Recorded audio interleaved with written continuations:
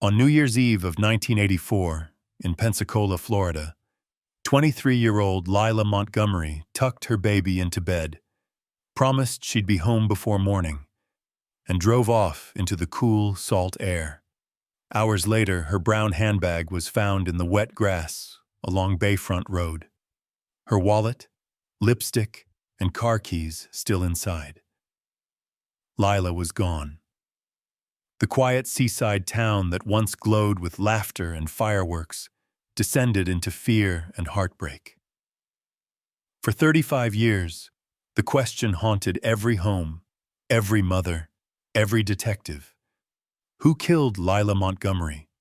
Until a single cigarette butt, forgotten for decades, finally revealed the truth. Where are you watching from tonight? And do cold cases like this still haunt your town? Tap, subscribe, follow, and ring the bell. Because here, every story deserves its ending, and every lost voice deserves to be heard. New Year's Eve, 1984, in Pensacola, Florida. The city pulsed with an energy that seemed to bubble up from the Gulf itself, fireworks blooming overhead, laughter echoing along Bayfront Road, and a crisp ocean wind that made the palm trees tremble. It was the kind of night where anything felt possible, where hope hovered like salt in the air. Inside a modest, weathered house overlooking the bay, Lila Montgomery quietly tucked her 18-month-old son, Evan, into his crib. She paused, studying his sleeping face, the way his tiny fists curled, the wisps of golden hair falling over his brow. Lila's mother, Nora, watched from the doorway, her arms folded with a blend of concern and resignation. The house was a safe haven, filled with the soft hum of an old radio and the faint scent of lavender detergent. Lila pulled on her white sweater, the one she saved for special occasions, and smoothed her hair with trembling hands. She was only 23, but already felt the weight of years pressing down on her. Life had not gone as planned.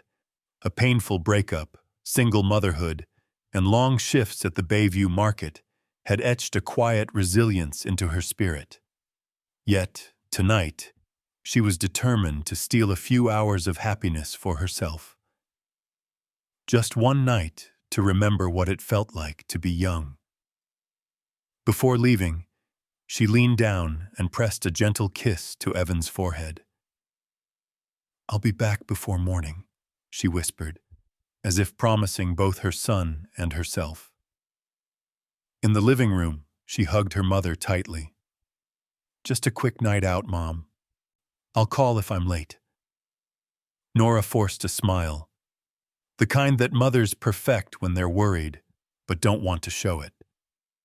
"Be safe, honey. Don't talk to strangers." With a final look at her sleeping child, Lila grabbed her worn brown handbag and stepped out into the brisk night. The air felt electric, charged with the promise of a new year. Her old Ford rattled to life, headlights sweeping over the empty lawn, and she turned onto Bayfront Road, the moon shimmering on black water beside her. The drive felt liberating, the kind of freedom she hadn't tasted in months. Pensacola's small streets glowed with festive lights and bursts of firework color. She caught glimpses of families gathered in living rooms, hands raised in toasts, children racing along sidewalks with sparklers. For the first time in a long while, Lila let herself believe she was just another young woman on the verge of something better. She arrived at the Blue Lantern, a low-roofed bar perched near the shore, its neon sign flickering against the darkness. The music thumped, spilling warmth and life out onto the sidewalk. Inside, her friends waved her over, already flushed with laughter and cheap champagne. Lila let herself be pulled into the circle, stories flying, glasses raised, old songs pouring from the jukebox. For a while, she forgot the ache of the past year. She danced. She smiled. She felt the music move through her. The night wrapped her in its arms, softening her edges, reminding her of all the things she'd once dreamed for herself. But as midnight approached, a strange sense of unease crept in, unnoticed at first. A shadow at the edge of Chong. She found herself glanced toward the door, feeling the brush of cold air whenever someone came or went. Outside, the fireworks faded, leaving only the restless sound of waves and the sharp scent of salt. No one saw her leave. No one noticed the white sweater vanish into the dark. But before dawn, as the city's laughter turned to sleep and the bay settled into silence, a jogger discovered Lila's brown handbag lying in the wet grass near Bayfront Road. Her wallet, lipstick, and car keys were inside. But Lila Montgomery was gone, and Pensacola would never be the same again. As dawn broke over Pensacola Bay, the light spilled gently across a small seaside house perched above the water. It was a modest home, painted pale blue with salt-faded shutters, its windows catching the first glow of day. The rooms were filled with the memories of quieter times, hand-me-down furniture, a kitchen wall covered in crayon scribbles, and the lingering aroma of last night's coffee. This was where Lila Montgomery lived, a place that had seen its share of heartbreak and hope. Lila's life was anything but easy. At just 23, she had already learned how fragile plans could be, how quickly dreams could shatter. Her days were measured out in early morning alarms, hasty breakfasts, and the constant balancing act between work and motherhood. She worked as a cashier at the Bayview Market, a weathered grocery store on the edge of town where regulars came for more than just groceries. To them, Lila was a steady presence, her kind eyes and soft-spoken nature bringing comfort to those who noticed. She was known for her quiet strength, the way she kept going even when the world seemed determined to grind her down. After her painful breakup with Evan's father, Lila had withdrawn from much of the town's social life. She kept to herself, focusing on raising her son and helping her mother. Evenings were usually spent at home, curled on the couch with a book, or gently rocking Evan to sleep as the bay wind rattled the old windows. Her friends invited her out, but she rarely said yes. The world outside felt uncertain, and her responsibilities at home weighed heavily on her shoulders. But on the final night of 1984, something in Lila shifted. Maybe it was the way the sky crackled with fireworks, or how her friends' laughter sounded through the telephone, promising an escape from her routine. Perhaps she simply wanted to remind herself she was still young, that life could hold more than work and worry. Whatever the reason, she told herself she deserved a little joy, just this once.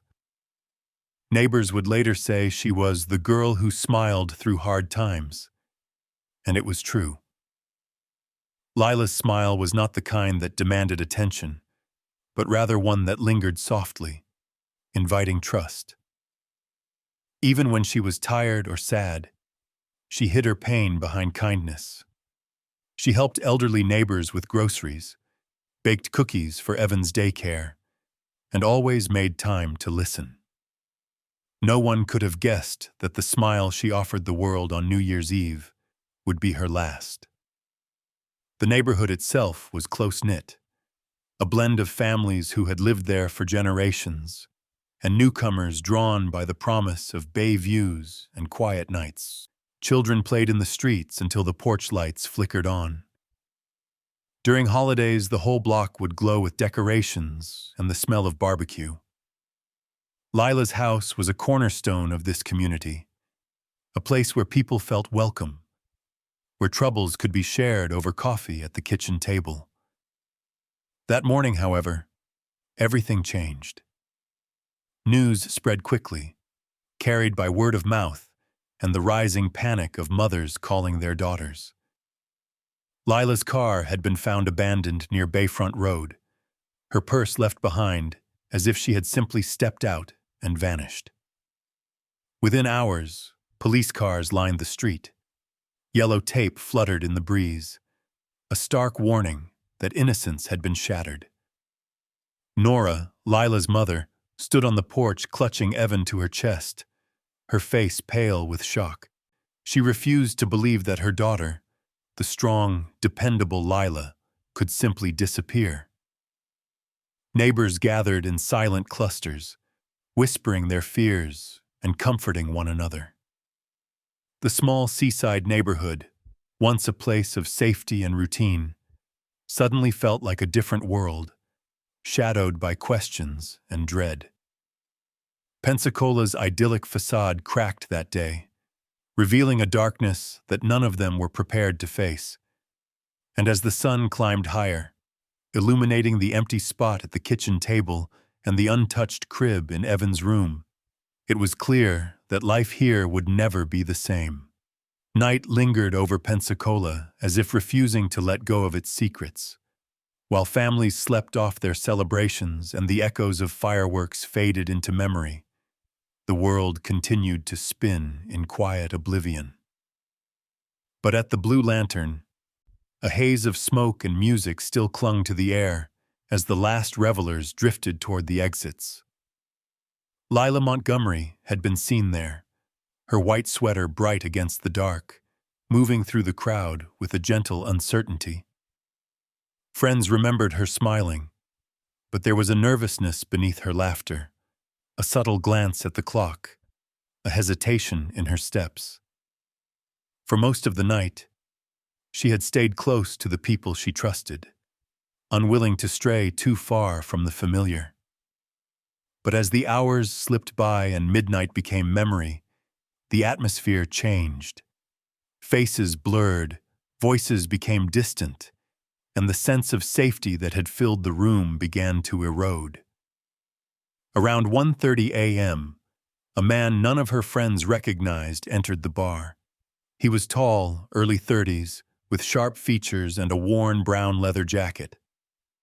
The smell of cigarette smoke clung to him, and his presence seemed to pull at the edges of every conversation.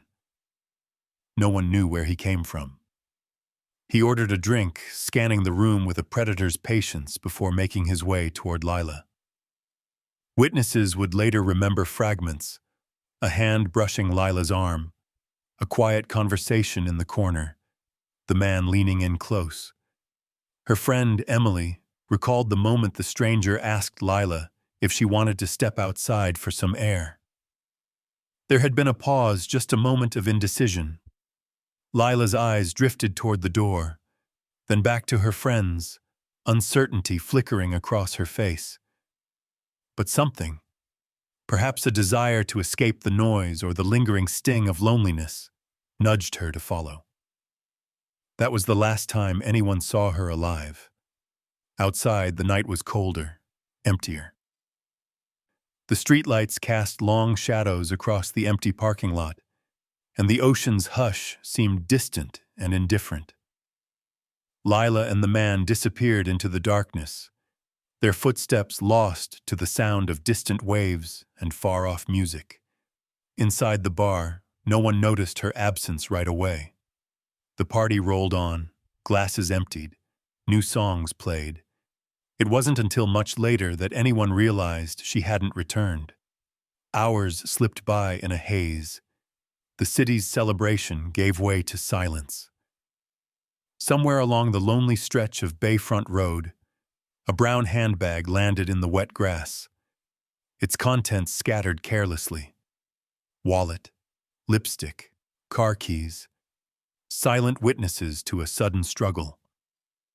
By dawn, the truth surfaced in the most brutal way. A couple, driving their injured dog to an emergency veterinarian, pulled off scenic highway, 5 miles from the Blue Lantern. The morning air was sharp, filled with the brine of the bay and the fear that comes with finding something horribly out of place. In the tall grass beside the road, they found the body of a young woman, strangled, violated, her clothes torn and disheveled. She was left half-clothed, as if the night itself had chewed her up and spit her out. Her purse lay nearby, tossed aside. One silver teardrop earring glinted in the early light, a delicate fragment of the life that had just been stolen. Police arrived quickly, sealing off the scene. The news would soon spread.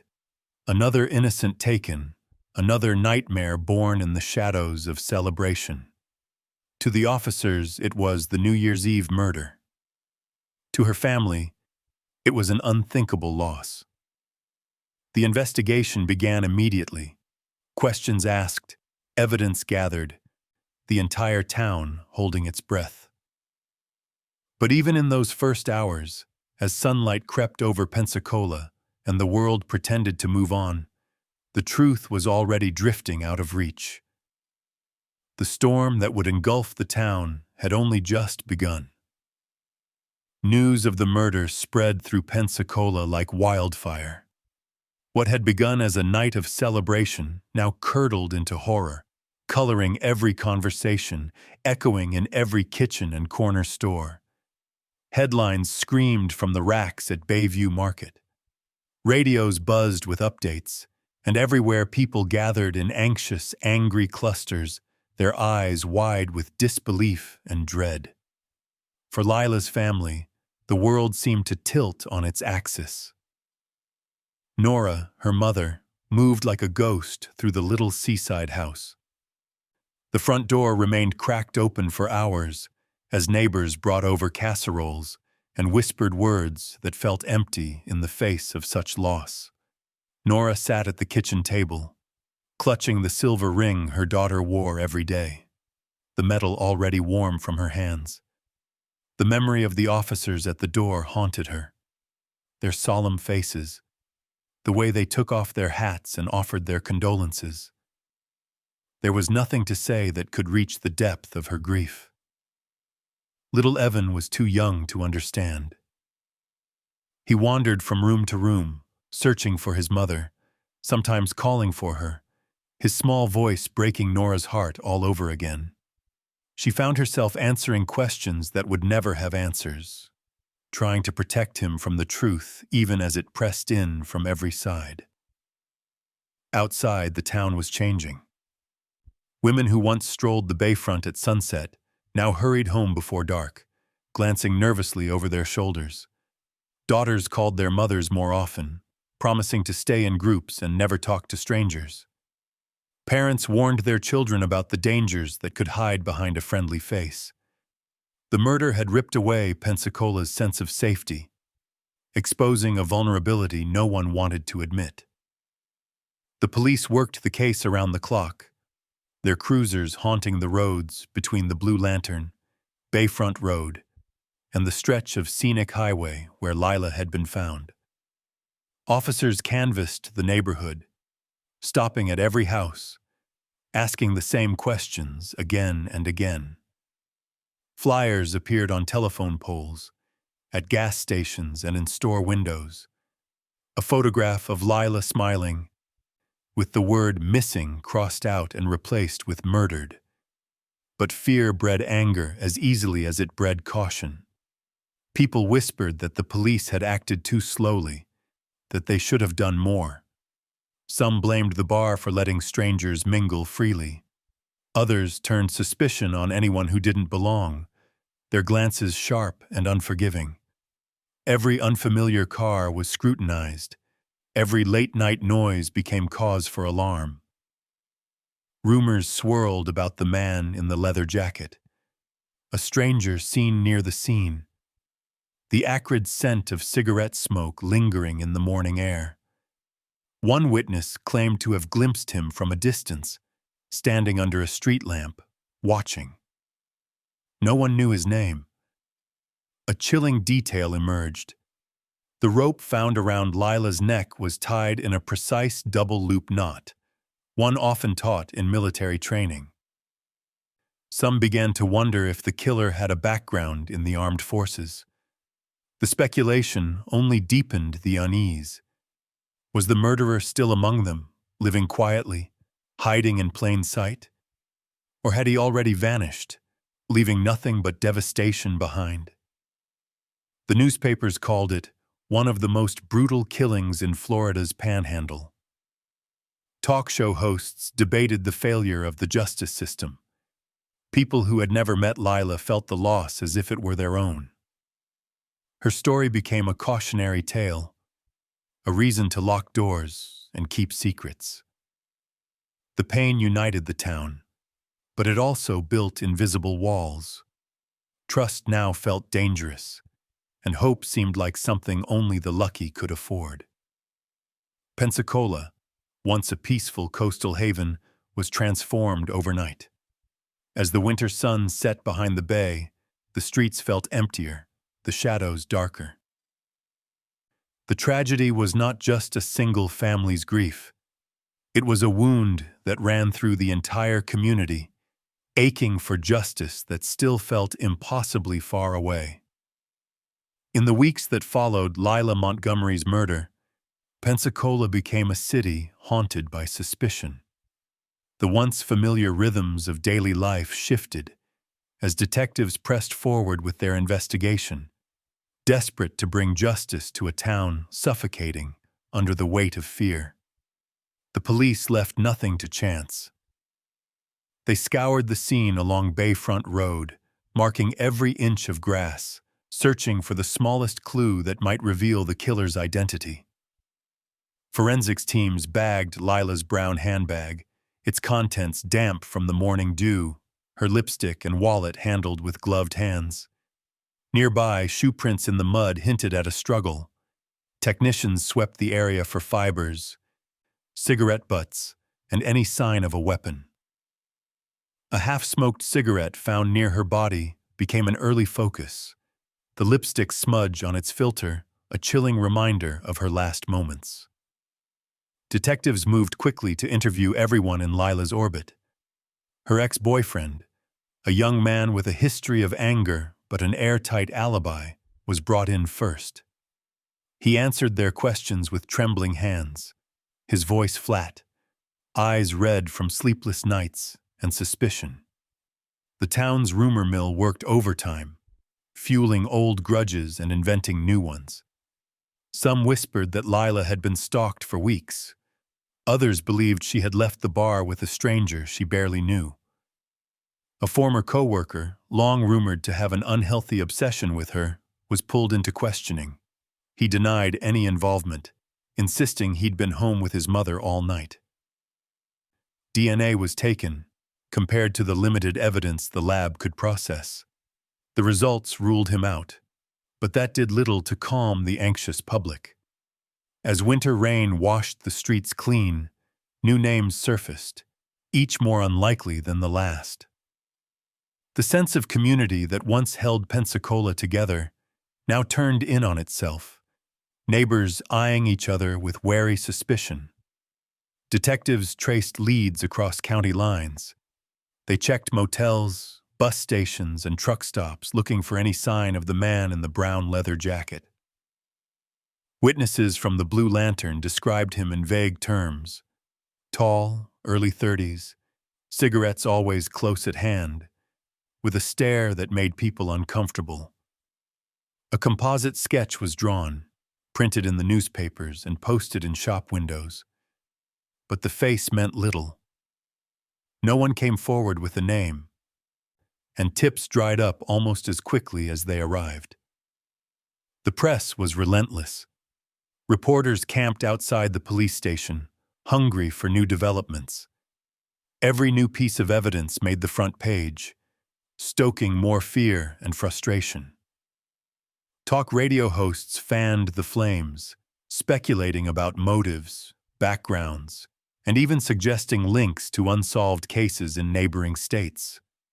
The story became bigger than the truth, a reflection of every parent's worst nightmare, every woman's secret fear. Meanwhile, Lila's family retreated further into their grief. Nora barely left the house, shielding Evan from the swirling chaos. She watched the investigation from behind closed blinds, longing for closure, yet dreading what it might reveal.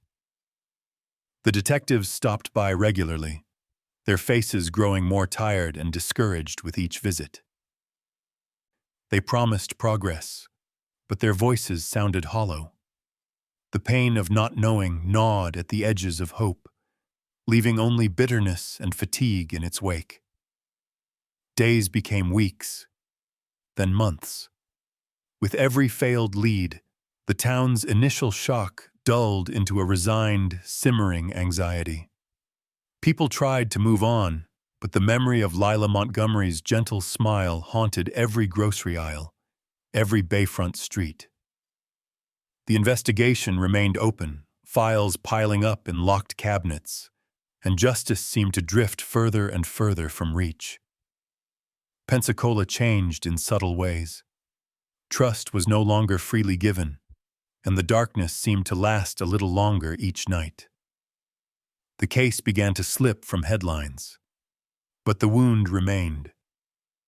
A quiet, persistent ache, waiting for answers that never seemed to come. As the seasons changed and the wounds of that New Year's night faded from public conversation, the file marked L. Montgomery, Homicide 01/01/1985, gathered dust on a metal shelf in the back room of the Pensacola Police Department. Life moved forward for most, but not for everyone. Lila's absence became a silent presence in her family's home, a shadow that lingered in the quiet hours before dawn and crept through each day like a cold draft. Evan grew into a thoughtful, reserved boy. He kept his mother's photograph on his nightstand, staring into the young, smiling face he barely remembered. Questions hung in the air, unspoken but heavy. Who was she really? What happened that night? Why was she taken from him? His grandmother, Nora, tried her best to fill the void, raising Evan with as much love and stability as she could muster. Yet every birthday, every holiday, the ache resurfaced, raw and unhealed. Every year, on the anniversary of Lila's death, Nora would drive out to the stretch of roadside where her daughter's life had ended. She'd lay a bouquet of white flowers beneath a simple cross, her fingers lingering over the wood as she whispered a promise. Justice never sleeps. The tradition became a ritual, a lifeline for a family trapped in the amber of loss. It was the only way Nora knew to keep her daughter's memory alive, to remind the world that Lila Montgomery was more than just a victim in a case gone cold. As for the investigation, it was picked up and put down by generations of detectives. Each new officer assigned to the case brought a spark of hope, promising a fresh perspective, a new strategy, a possibility that some overlooked clue might suddenly fit. Files were reopened, interviews repeated, evidence reviewed. But nothing broke through the haze of time. The few witnesses who might have known something had long since left town or forgotten the details, and the scientific tools available in the mid-1980s, fingerprints, blood types, basic DNA analysis, were primitive, offering only frustration instead of closure. The town itself had changed, growing outward and upward, but the old-timers never forgot. Occasionally, a reporter from the local paper would revisit the case, publishing a new article with the same faded photograph of Lila, urging readers to come forward if they remembered anything. But after so many years, even the rumors lost their sharpness. Most people assumed the truth had gone to the grave with the killer, whoever he was. The murder became part of Pensacola's haunted history, another cautionary tale whispered by parents who warned their daughters not to walk alone at night. Still, some wounds refused to close. Nora never let go of the belief that the answers were out there, somewhere, waiting to be found. She wrote letters to the police, to state representatives, to anyone she thought could help. Her determination was quietly contagious. Every so often, a young detective would find himself drawn to the cold case, poring over old files late into the night, driven less by duty and more by the need to set something right. Evan grew into a man, shaped by the loss and the uncertainty. He carried his mother's story with him, a reminder that life could change in an instant, that love and tragedy were sometimes only a heartbeat apart. He kept his grandmother's words close, repeating them like a prayer. Justice never sleeps. But as years turned into decades, it seemed justice had slipped away, lost in the gulf between memory and fact. The file on Lila Montgomery sat undisturbed, a relic of another era. Dust settled on its cover, but beneath it, hope smoldered, fragile, persistent, refusing to die. Somewhere, in the dark corners of the city, or the deep recesses of forgotten memory, the truth waited. Pensacola carried on, but not everyone moved forward. For some, the past was never really past at all. Decades slid by, the cold case of Lila Montgomery sinking beneath layers of new tragedies and shifting priorities. Yet the file never disappeared completely. It was a silent fixture on the metal shelves, a name that lingered in the station's air and the collective memory of Pensacola's old guard. Justice, though long delayed, is often relentless in its pursuit. In the spring of 2020, something finally changed. Across Florida, new technology was transforming the way law enforcement attacked the oldest crimes. Genetic genealogy, once the stuff of science fiction, offered a fresh path for hope, one that reached back through bloodlines and family trees, connecting the past to the present in ways no one had imagined in the 1980s. Pensacola's cold case unit, desperate for closure and eager to try anything, partnered with a genetic genealogy lab in Orlando. There, a team of young investigators dusted off the old evidence boxes, pulling out the precious, degraded samples, hair, fibers, the remnants from a half-smoked cigarette. For weeks, the lab hummed with anticipation. Technicians extracted and analyzed, uploading a fragile string of DNA into vast online databases, searching not for an exact match, but for a family. Names and connections lit up like sparks. Distant cousins, great uncles, branches stretching through states and generations. The process was slow, meticulous, more art than science. But as the weeks stretched into months, the search narrowed. One partial match led to another, and soon a single branch stood out.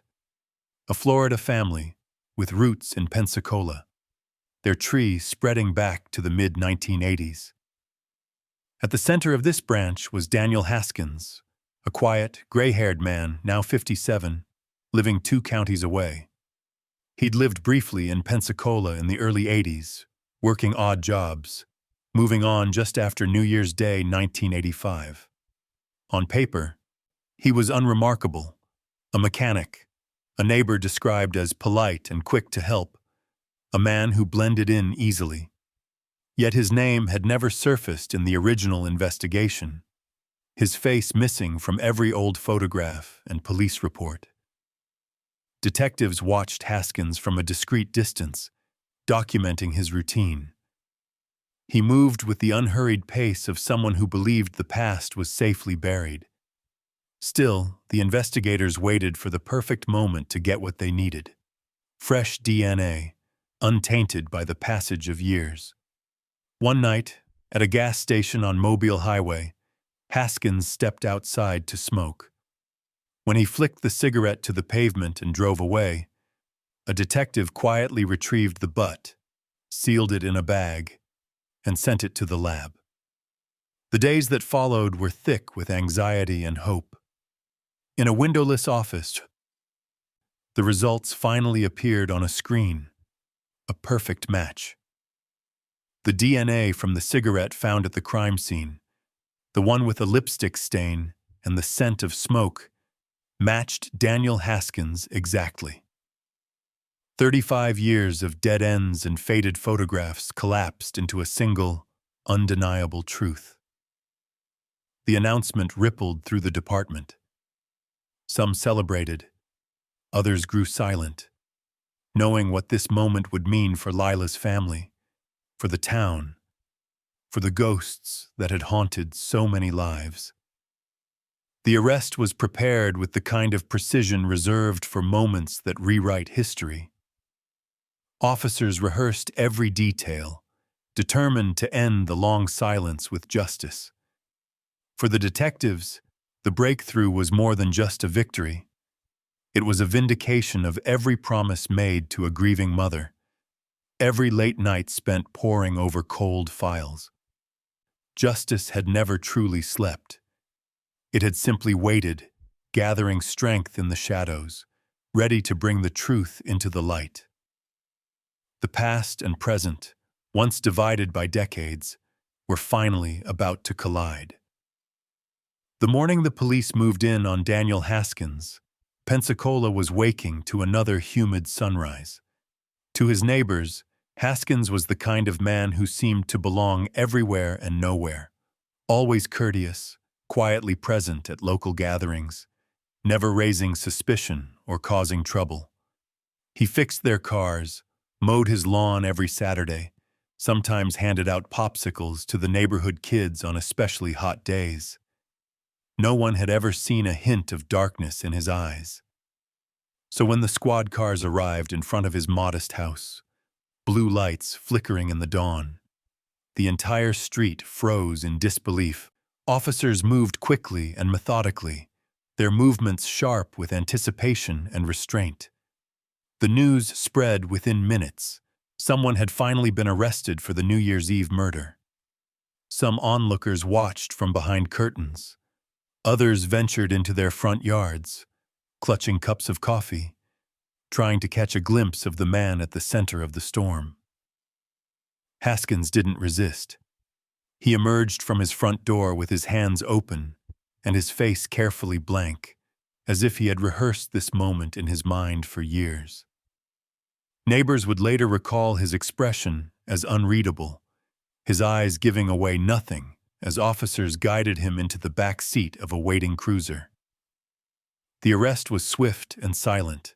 No shouting, no protest, just the quiet thud of a car door closing on a secret that had been locked away for decades.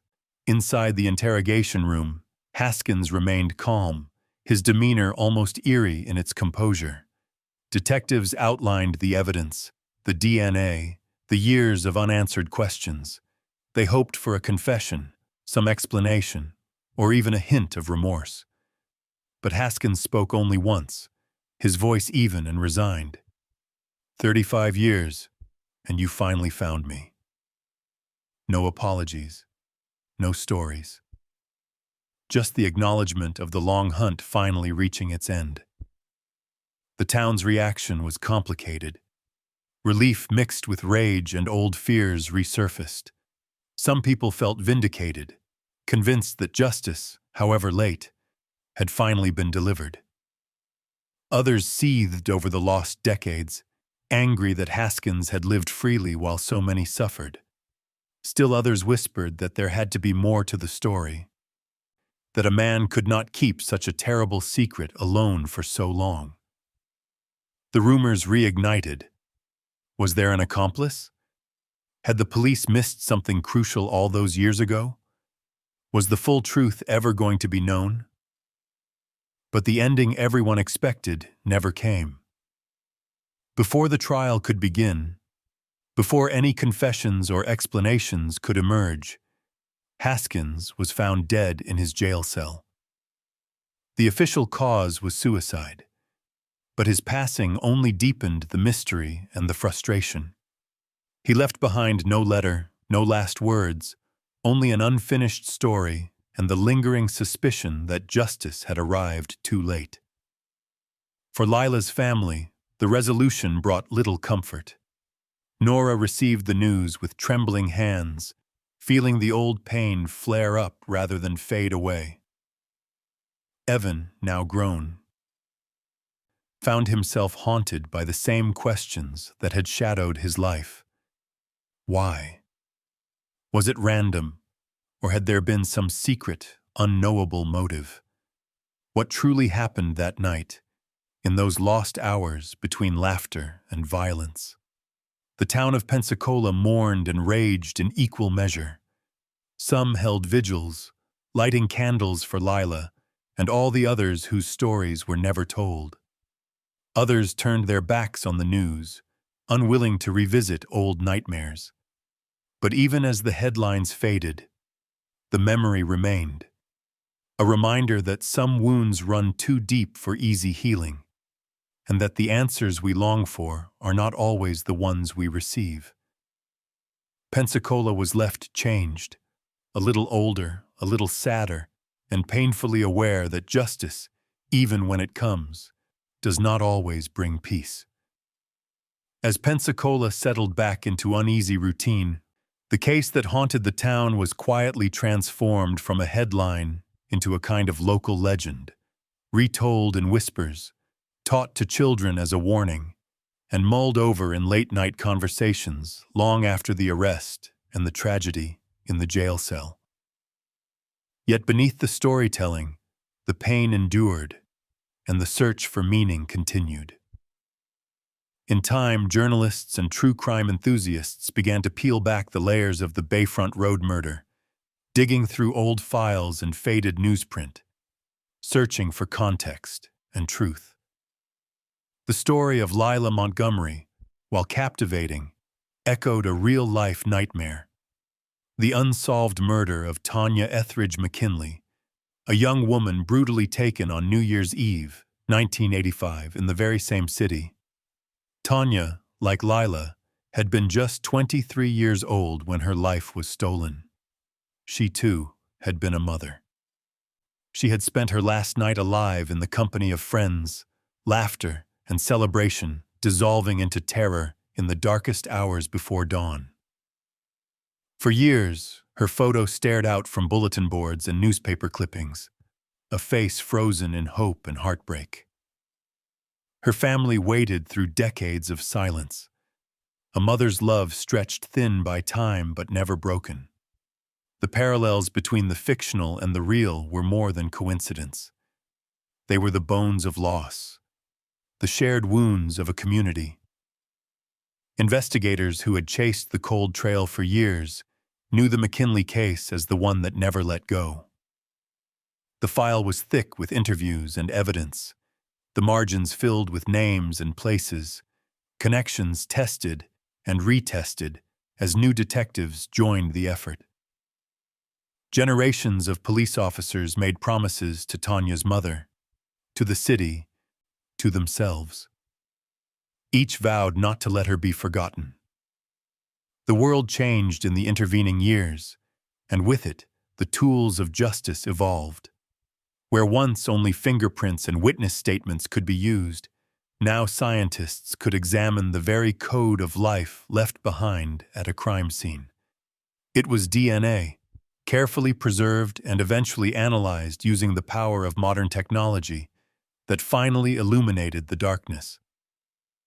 In 2020, after 35 years of heartbreak and frustration, a breakthrough came through the use of genetic genealogy, a branch of science that had solved only a handful of the coldest cases across the country.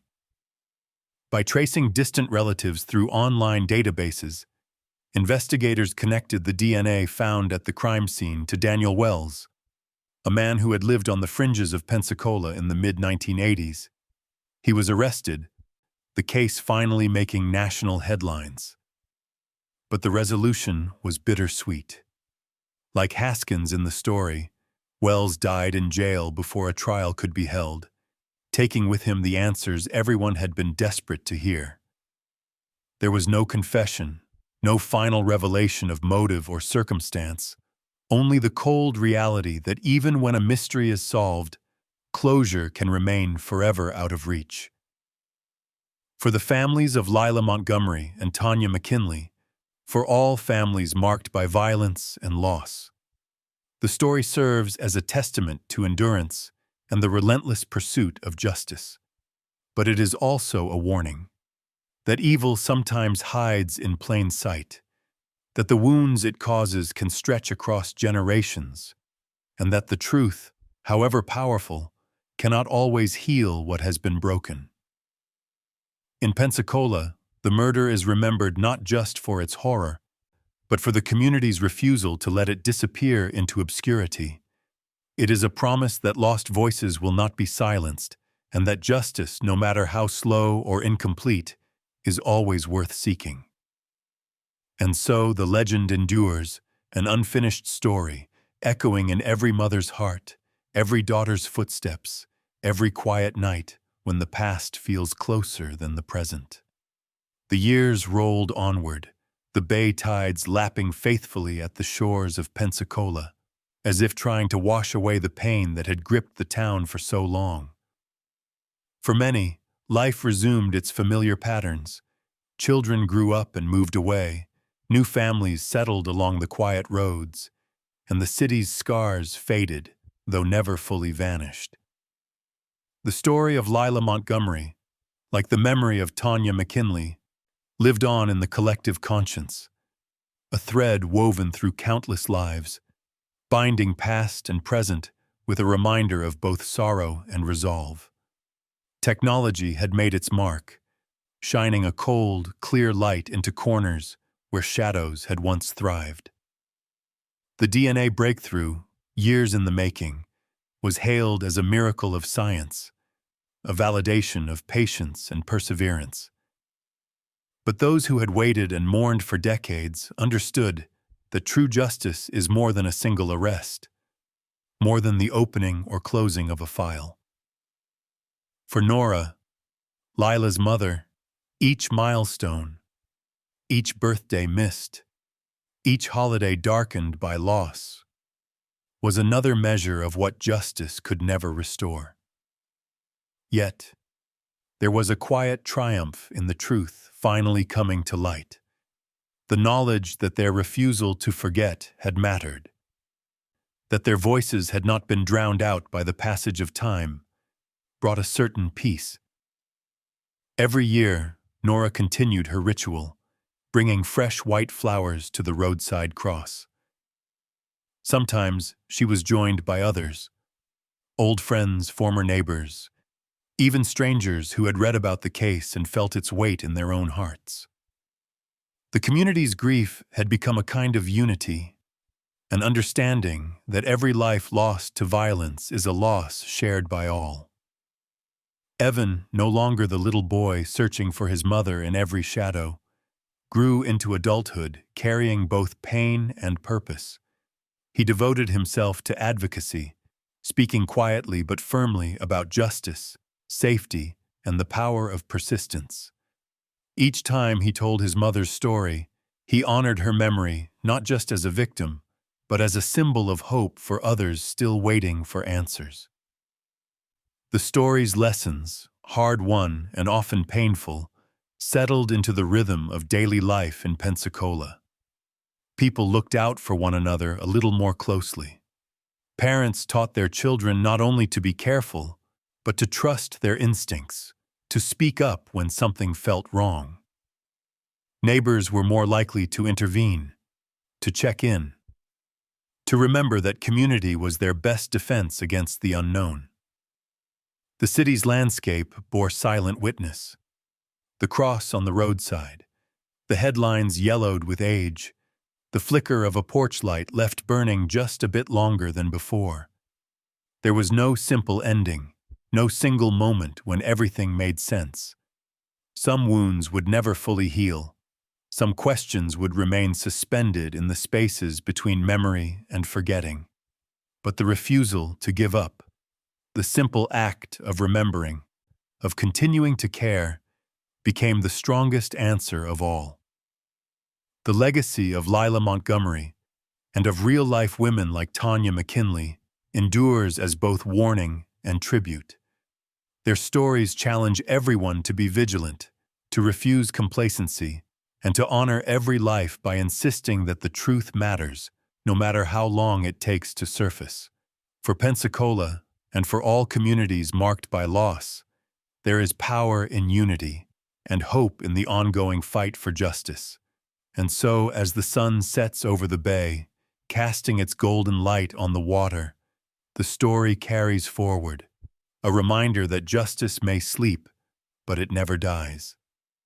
To those who listen, who care, who refuse to let lost voices fade into silence, keep watching, keep hoping, keep fighting for answers, because some stories, no matter how dark, deserve to find their ending. Subscribe to this channel to help us honor lost voices and seek justice for the stories that still have no ending.